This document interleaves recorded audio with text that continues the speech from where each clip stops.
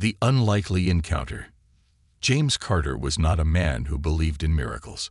He was an engineer stationed at a lonely orbital repair outpost, far from Earth and even farther from anything remotely exciting. His days were spent fixing satellites, adjusting antenna arrays, and occasionally staring out into the void, wondering if there was more to life than wires and bolts. The shift had ended hours ago, but James remained in his workshop, tinkering with a faulty servo motor. The silence of space was comforting, broken only by the faint hum of the station's systems. Suddenly, the calm shattered. An alarm blared, and the screens around him lit up with red warnings. Unidentified object approaching. James bolted upright. He hurried to the nearest monitor, his heart pounding. A small ship was careening toward the station, spinning out of control. Sparks and flames trailed behind it, and it was clear whoever was inside had little time left. Ignoring protocol, James activated the docking override, extending the station's emergency grabber to catch the ship before it could collide. The docking bay shuddered as the damaged vessel latched on. James grabbed his toolkit and rushed to the airlock. His mind raced with possibilities. Was this a rescue mission? A distress signal gone wrong? Or worse, pirates? The airlock hissed open, releasing a wave of smoke and the acrid smell of burning metal. James hesitated, squinting into the hazy interior. Among the wreckage, he spotted movement. A figure emerged, a slender, humanoid form with glowing blue skin. "Help me." The figure croaked, collapsing to the floor. James froze. An alien. He had heard about other species through interstellar broadcasts, but had never seen one up close. This one was unlike anything he had imagined. He assumed it was a she based on her delicate features, had large, luminous eyes that flickered with fear. Her clothes were torn, and blood, or something like it, trickled from a gash on her arm. "Can you hear me?"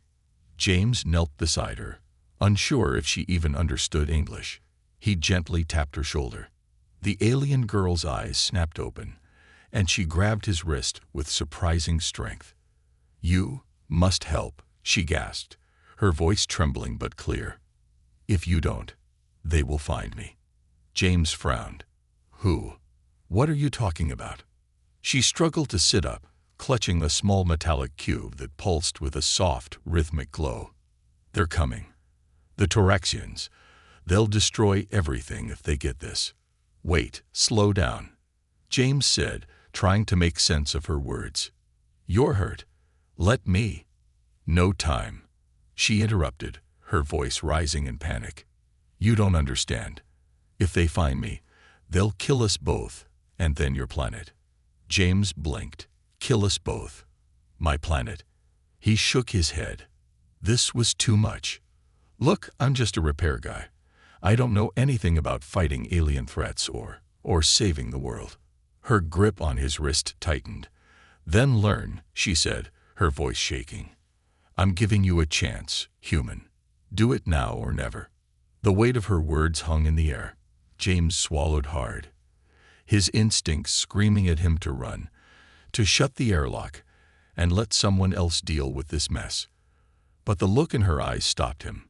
Beneath the fear and desperation was a spark of determination, a plea for help from someone who had nowhere else to turn. "All right," James said, his voice steadier than he felt. "Let's get you to the medbay first. Then you can tell me everything." She nodded, her tense expression softening slightly. Together, they stumbled toward the station's small infirmary. The alien leaned heavily on James, her legs barely supporting her weight. He tried not to think about how surreal this moment was, helping an alien fugitive with a glowing cube while a mysterious enemy closed in. As they entered the medbay, James set her down on a cot and began gathering supplies. "What's your name?" he asked, hoping to calm her down, and himself. "Kayla," she said softly, her gaze fixed on the cube in her hands. Its glow seemed to intensify, casting strange shadows on the walls. "Well, Kayla," James said, trying to focus on cleaning her wound, You've got a lot of explaining to do, and I hope it's something I can handle." Kayla looked up at him, her glowing eyes full of resolve. "You'll have to. Because if we fail, it's the end of everything." The alien's secret. The station's alarms hadn't stopped blaring since James had dragged Kayla into the medbay. The red flashing lights made the situation feel even more urgent, as if the universe itself wanted him to move faster. Kayla sat on the cot, her glowing skin dim and her breathing shallow. The metallic cube in her hands pulsed faintly, like a heartbeat, and James couldn't stop glancing at it. "What's the deal with that thing?" he asked, nodding toward the cube as he wrapped a bandage around her arm. Kayla hesitated, clutching the object tighter. "It's a containment device," she said slowly, her voice almost apologetic. "It holds an energy source powerful enough to destroy planets, or protect them." James froze mid-rap. "Destroy planets?" His voice rose. "Why are you carrying around something like that? And why bring it here?" Kayla looked down, ashamed. "I didn't mean to come here. My ship was damaged during the escape. This was the closest place I could reach." "Escape?" James pressed, standing back to look at her properly. "Escape from who?" "The Torexian enforcers," she said, her voice trembling. "They're a ruthless faction that hunts down rare technology and people like me, anyone who can harness advanced energy systems. If they get this cube—" She trailed off, her glowing eyes locking onto his.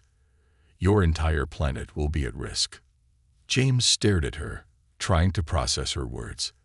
"Let me get this straight," he said, pacing. "You're on the run from some kind of alien mafia, carrying a bomb. Sorry, a containment device. And now you've brought all that trouble to my station." Kayla flinched at his tone. "I didn't have a choice. They were closing in." "And what exactly do they want from you?" James asked, his frustration bubbling over. Kayla hesitated again, her fingers tracing the edges of the cube. "I'm an energy architect," she admitted. "I designed this device. It's not just a weapon. It can create shields, barriers strong enough to repel entire fleets, but it can also destroy, if misused." James exhaled sharply, his hands on his hips. "You're telling me you built a galactic doomsday machine and thought it was a good idea to just carry it around like luggage? It's not like that." Kayla snapped, her voice unexpectedly firm. "This cube is the only thing keeping me alive. The Torexians wanted to conquer worlds. I'm trying to keep it out of their hands." James fell silent, watching her. There was something about the way she spoke, her voice tinged with fear, but also defiance, that made him believe her. Still, the situation was far beyond anything he'd ever dealt with. "So what's the plan?" he asked finally. "You can't just sit here. They'll find you." Kayla's glow dimmed further. "I was hoping you could help me repair my ship," she said, almost shyly. "You're an engineer, aren't you?" James let out a humorless laugh. "I fix broken satellites and communication arrays, not alien spaceships. Do you even have the parts?" Kayla reached into a small satchel at her side and pulled out a handful of strange, translucent components. They shimmered in the dim light, unlike any material James had ever seen. "These are universal adapters," she explained. "They can interface with most systems, even primitive ones like yours." "Primitive," James muttered under his breath, but he took one of the components and turned it over in his hands. It was lightweight but felt unbreakable, almost like liquid metal. "All right, let's say I help you. What happens if the Torexians show up before we finish?"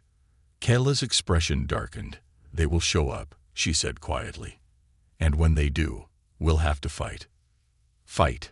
James echoed, incredulous. "With what? This station doesn't even have weapons." Kayla held up the cube. "With this. If we can stabilize its energy output, we can create a shield strong enough to protect the station and repel their ship." James frowned, eyeing the cube warily. "You're asking me to mess with something that could explode and take us all out." "I'm not asking," Kayla said, her voice trembling but resolute. "I'm giving you a chance, human. Do it now or never." The words hit James like a punch. He wanted to argue, to walk away, but he couldn't ignore the urgency in her eyes. This wasn't just about her or even the station. It was about Earth, about humanity itself. If these Taraxians were as dangerous as she said, he couldn't sit by and do nothing. "Fine," he said, grabbing his toolkit. "Show me where your ship is. But if this thing blows up, I'm blaming you." Kayla gave him a weak smile, her glow brightening slightly. "Thank you," she said softly. Before they could move, the station's alarms blared again. A robotic voice echoed through the halls. "Unidentified vessel detected." James felt his stomach drop. "They're here, aren't they?"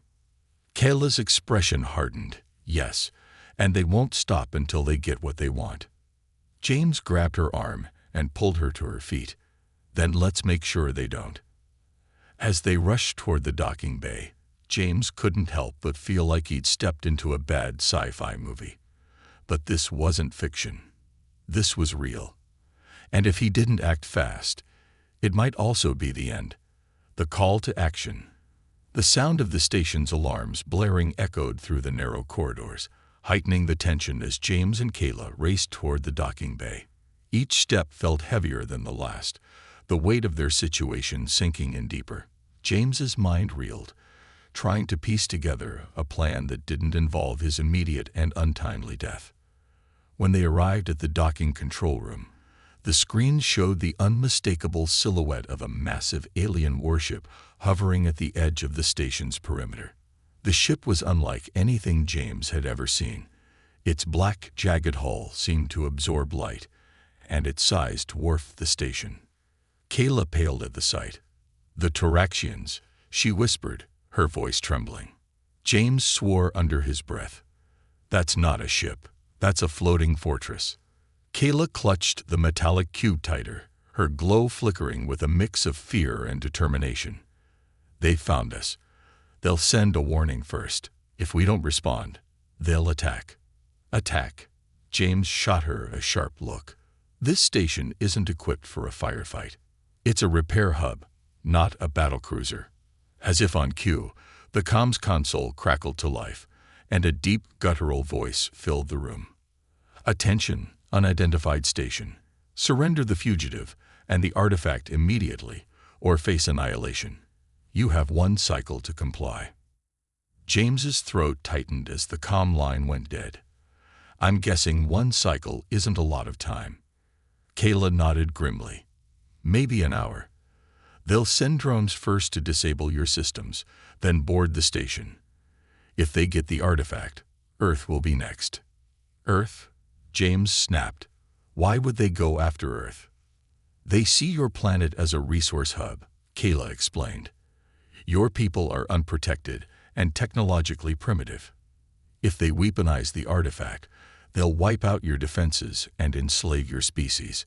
James leaned against the console, running a hand through his hair. "So my choices are: hand you over and let them destroy Earth, or keep you here and let them destroy us first." "Great." Kayla stepped closer, her luminous eyes meeting his. "There's another option. We fight." "Fight?" James laughed bitterly.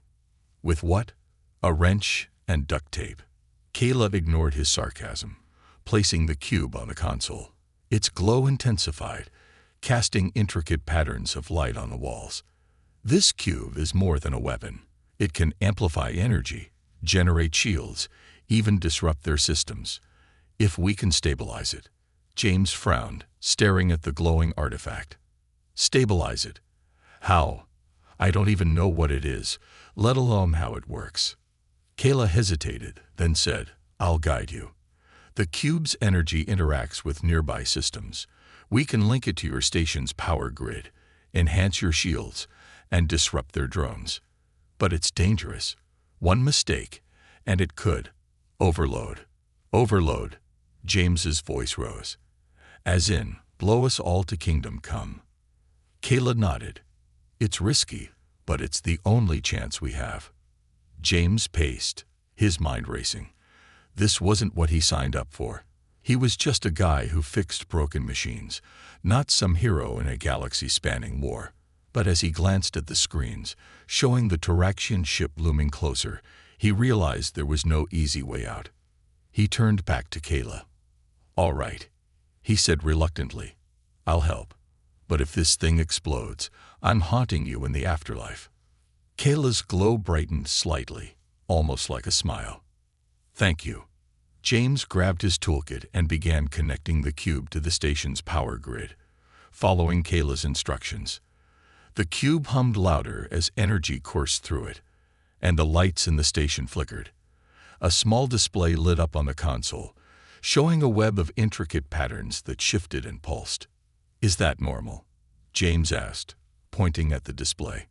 Kayla studied it closely, her brow furrowing. "The cube is calibrating itself to your systems. It's drawing more energy than I expected. We'll need to monitor it carefully." James muttered under his breath as he tightened a connection. Great. High stakes with zero margin for error. Just another day at the office. As they worked, the station shuddered violently. James nearly dropped his tools. What was that? Kayla glanced at the monitors, her expression grim. "They're drones. They're targeting your external systems." James swore, pulling up a diagnostic. Sure enough, multiple satellites and relay systems were offline. The Taraxians were systematically cutting off their communications and sensor arrays. "Can the cube do anything about that?" James asked. Kayla nodded. "If we stabilize it, we can send out an electromagnetic pulse to disable their drones. But we need to finish the shield configuration first." "Of course we do," James muttered, diving back into the tangled mess of wires and connections. The station shuddered again, and the alarms grew louder. Kayla's voice was calm but urgent. "They'll breach the station soon. We're running out of time." James worked faster, his hands moving on autopilot. "You said this thing can generate shields. How do we activate them?" Kayla leaned over, pressing a sequence of glowing symbols on the cube's surface.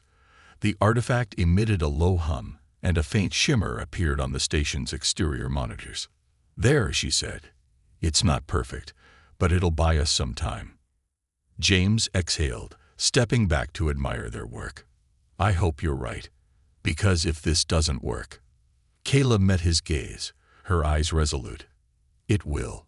We don't have another option." The comms crackled again, and the guttural Taraxian voice returned. "Time's up. Prepare for your end." James gritted his teeth, gripping the edge of the console. "Not today." Kayla placed a hand on his arm. "We're not done yet. Get ready, James. The real fight is about to begin." The clock is ticking. The station groaned under the strain as the shields flickered to life, barely holding against the relentless assault of the Taraxian drones. James watched the monitors with clenched fists, feeling the weight of his decision pressing down on him. He wasn't a soldier. He wasn't a hero. He was just a guy trying to keep his head above water in a galaxy that suddenly felt much bigger and far more dangerous than he'd ever imagined. Kayla stood beside him, her glow faint but steady. Her calm demeanor belied the tension in her voice. "The shield won't hold forever.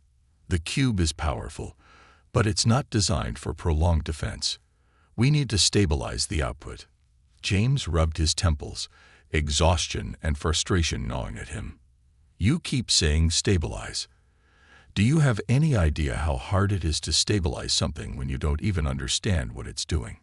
Kayla hesitated, her luminous eyes meeting his. "I know this isn't easy for you, but if we don't act now, they'll break through, and neither of us will survive." A deep rumble shook the station, and the lights flickered. The monitors showed another wave of drones converging on the station, their sleek, black forms slicing through the darkness like predators honing in on prey. The shield shimmered and pulsed, struggling to repel the assault. "They're testing the shield's limits," Kayla said, her voice tight. "Once they find a weak point, they'll exploit it." James threw his hands up. "Great, so we're sitting ducks." Kayla stepped closer to the console, her fingers dancing over the holographic controls as she studied the cube's output. Not if we take the fight to them. James blinked. Take the fight to them? Are you insane? We're outgunned, outnumbered, and I have no idea how to even pilot your ship. Kayla turned to him, a glimmer of determination in her eyes. We don't need to fight them head-on. If we can overload the cube's energy field, we can create a localized electromagnetic pulse. It will disable their drones and give us time to repair my ship. And EMP, James frowned. Won't that also fry everything on the station? Kayla shook her head. Not if we use the cube to contain the blast radius. It's risky, but it's our best chance. James stared at her, his mind racing. Risky? You mean potentially catastrophic, right? Kayla's glow dimmed slightly, her expression softening. I know I'm asking a lot of you, James, but if we don't try, we're as good as dead. Another violent tremor rattled the station, and the shield monitor flashed red. James cursed under his breath, grabbing his toolkit. Fine. Let's do it. But if this goes sideways, I'm blaming you. Kayla managed a small smile, a hint of relief breaking through her serious demeanor. Understood. They rushed to the power core, the cube pulsating in Kayla's hands like a living thing. James couldn't help but marvel at its design, even as he questioned the wisdom of tampering with it. The power core was a cramped, chaotic space, filled with cables, conduits, and flickering displays. It smelled faintly of ozone and burnt metal, a reminder of the damage the station had already sustained. Kayla placed the cube on a central platform, its glow intensifying as it interfaced with the core. We need to reroute the station's power to amplify the cube's output, she explained, her hands moving deftly over the controls. But we have to be precise. Too much energy, and it'll destabilize. James nodded, his focus sharpening. Got it. I'll handle the power grid. Just tell me what you need. For the next several minutes, they worked in tense silence, the only sounds the hum of the cube and the distant thrum of the Taraxian drones hammering against the shield.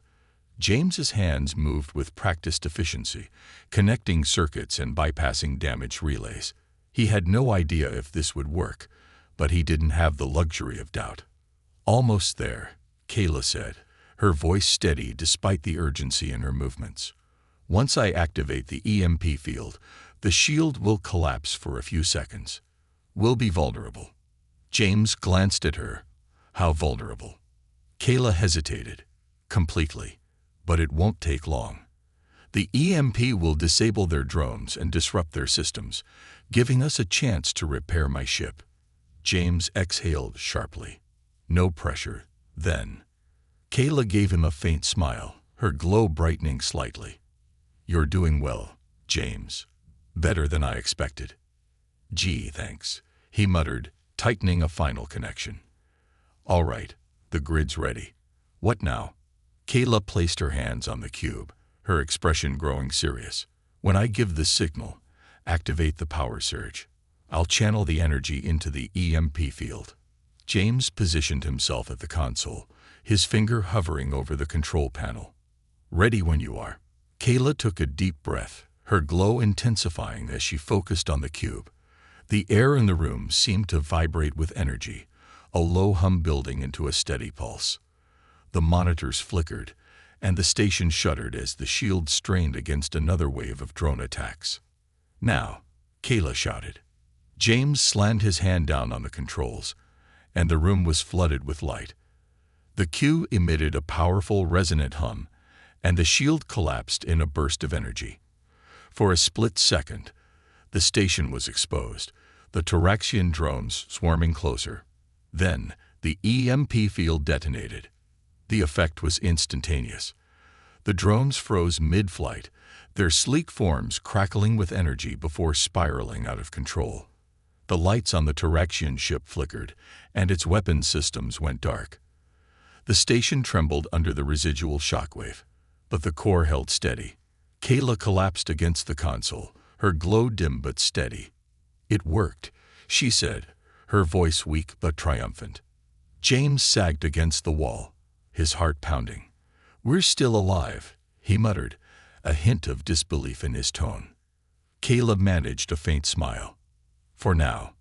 But we're not done yet. The Tyraxians will recover quickly. We need to move.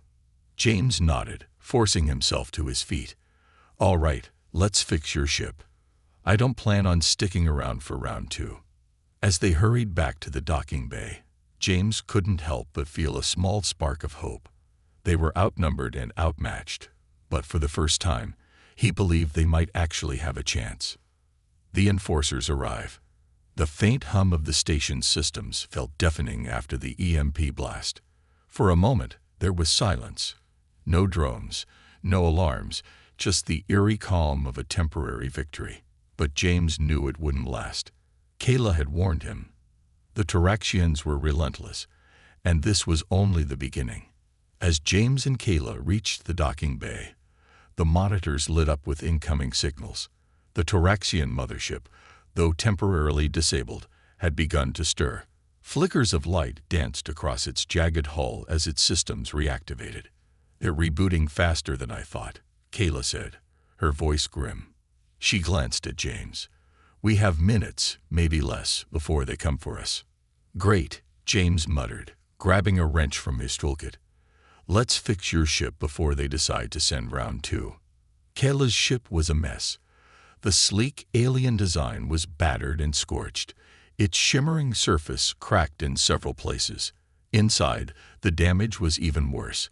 Exposed circuits sparked, and the control console was dark, its intricate symbols flickering faintly.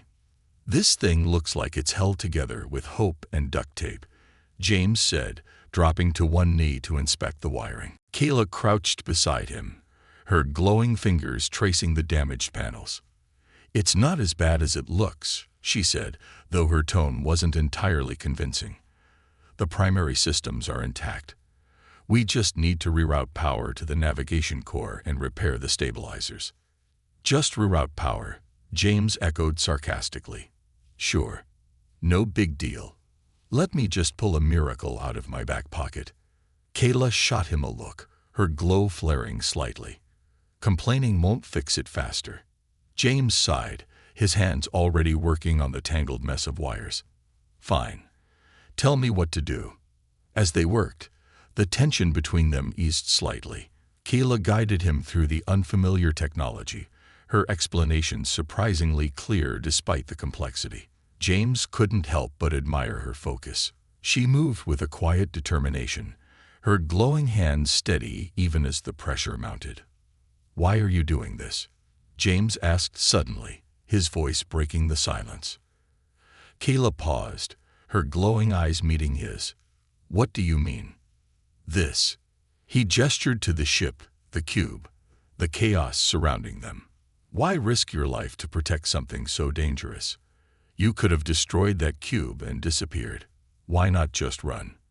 Kayla hesitated, her gaze dropping to the cube resting on the console. Because it's my responsibility, she said quietly. I created it. I thought I was building something to protect my people, to give us a chance against the Tyraxians. But I didn't realize how much destruction it could cause in the wrong hands. James studied her for a moment, her words sinking in. So, you're trying to fix your mistake. She nodded. If I can keep this out of their hands, maybe I can make up for what I've done. Before James could respond, the station shuddered violently. The monitors in the docking bay lit up with a new warning. Tyraxian boarding party detected.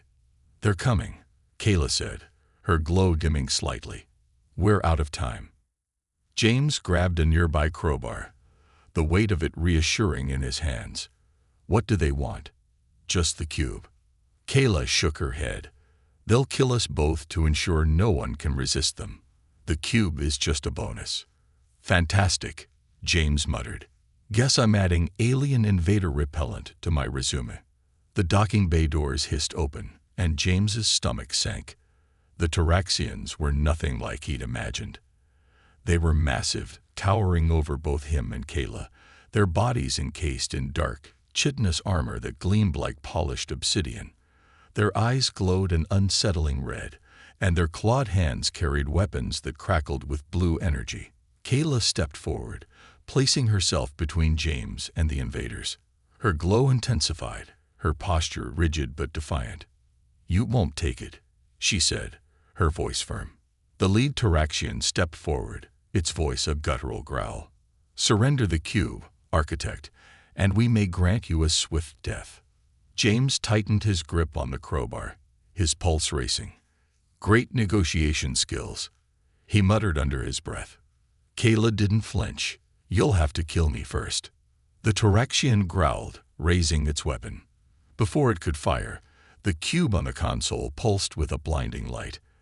The energy surged through the docking bay, throwing the Taraxians off balance. James shielded his eyes, the heat of the energy surge making his skin prickle. "What did you do?" he shouted, his voice barely audible over the hum of the cube. Kayla turned to him, her glow almost blinding. "I activated the cube's defensive protocols. It'll buy us time, but it won't hold them off for long." James didn't wait for an explanation. He grabbed Kayla's arm and pulled her toward the ship. "Time's all we need. Let's get this thing flying before they recover." They scrambled into the cockpit, the ship's systems slowly coming back to life. Kayla's fingers flew over the controls, the alien symbols lighting up in response to her touch. James strapped himself into the co-pilot's seat, his heart pounding. "Are you sure this thing can fly?" he asked, his voice tight. Kayla didn't look at him, her focus entirely on the controls. "We're about to find out."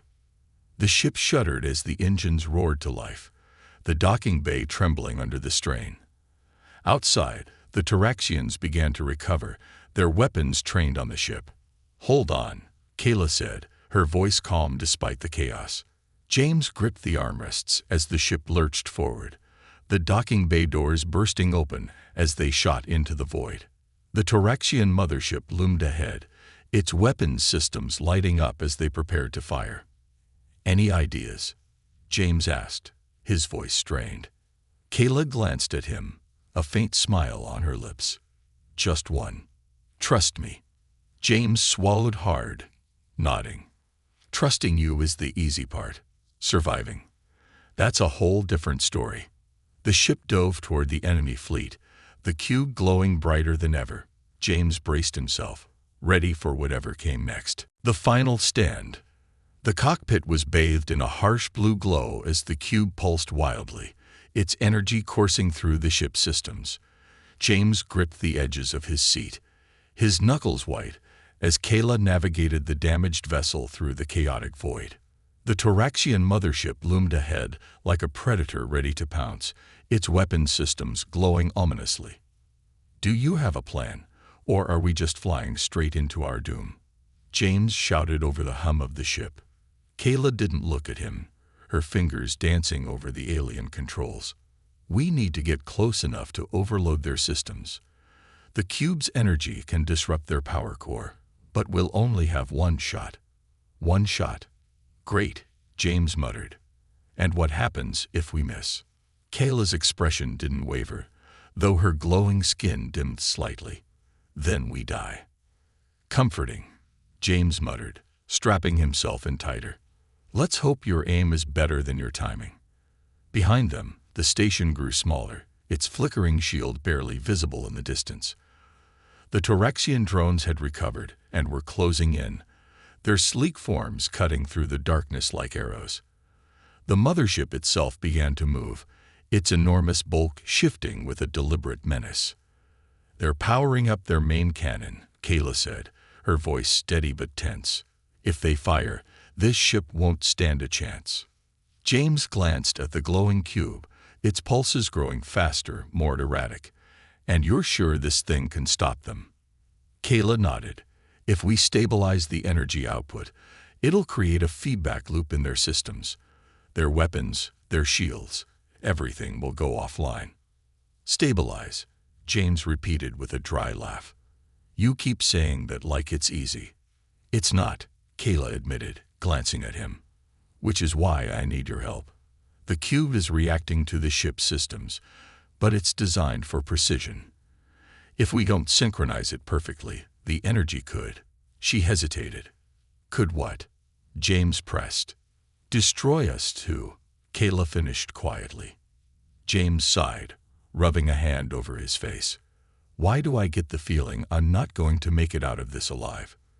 Kayla didn't respond, her focus returning to the controls. The ship shuddered as the first wave of drones fired, their shots grazing the hull. Alarms blared, and sparks flew from the damaged panels around them. We're running out of time, Kayla said, her voice sharp. I need you to monitor the cube's energy output. If it goes past the critical threshold, we're done. James jumped out of his seat, moving to the cube's console. The alien symbols flickered and shifted as he tried to make sense of the readouts. I'm not exactly fluent in alien tech here, Kayla. You're going to have to talk me through this. Focus on the central frequency, Kayla instructed.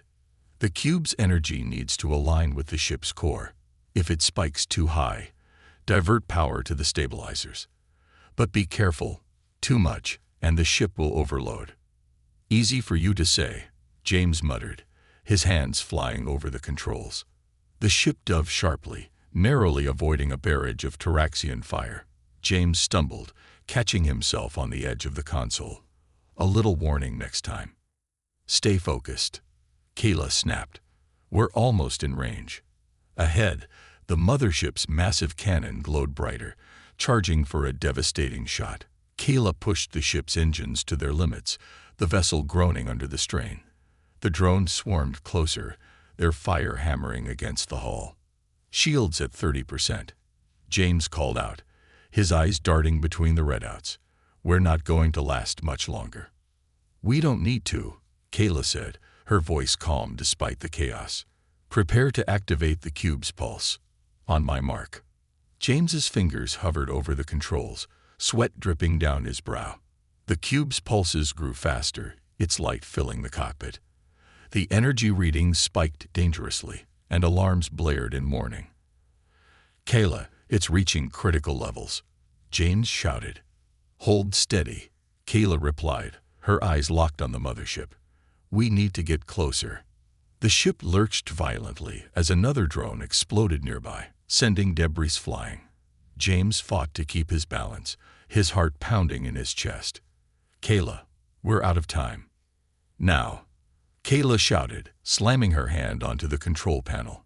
James activated the cube's pulse, and the ship was engulfed in a blinding light. The energy surged outward in a massive wave, rippling through the void. The Taraxian drones froze mid-flight, their systems shorting out in bursts of sparks. The mothership shuddered violently as its lights flickered, the glowing cannon dimming and powering down. The cockpit was silent except for the faint hum of the cube as its lights slowly faded. James collapsed into his seat, his hands trembling. Did it work? Kayla scanned the monitors, her glow brightening slightly.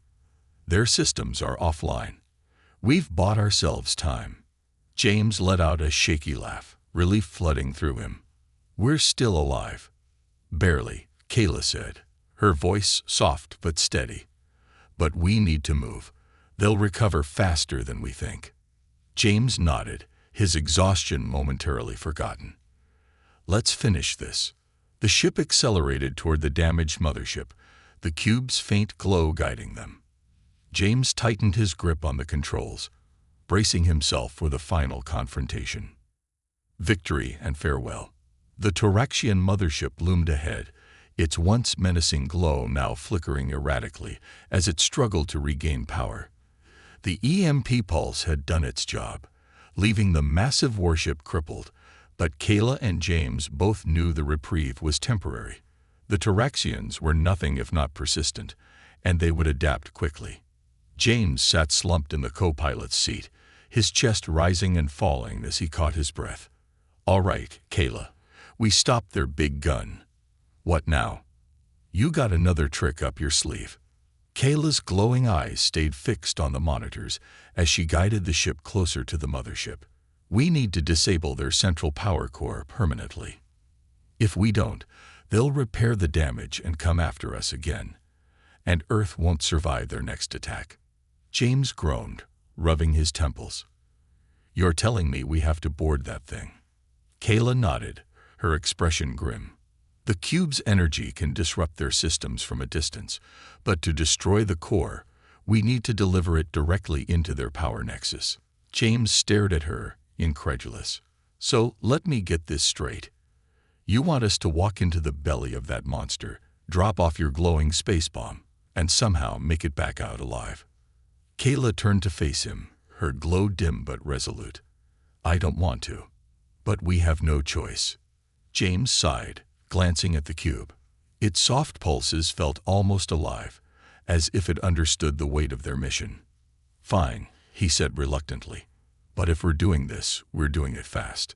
Kayla piloted the ship toward the mothership's docking bay, weaving through the debris of disabled drones. The Tyraxians hadn't sent reinforcements yet, but James could feel the clock ticking in the back of his mind.